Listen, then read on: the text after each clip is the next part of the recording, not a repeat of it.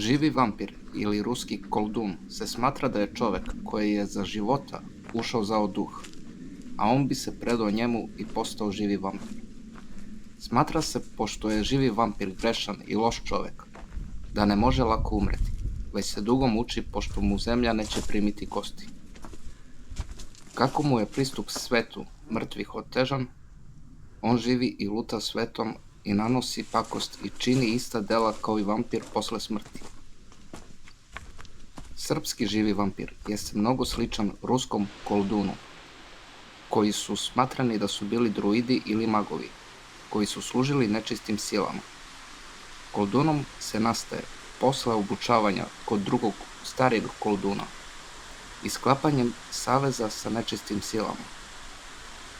Kolduni su skrivali svoju aktivnost, pa se nisu razlikovali od drugih ljudi. Mislilo se da njihova duša luta noću i da čini zlo.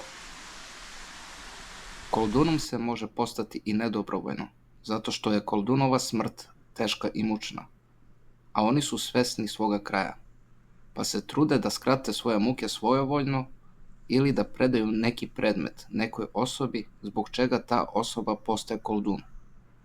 Zato ljudi nisu primali ništa od kolduna, koji je bio u mukama da time ne bi primili njegova svojstva.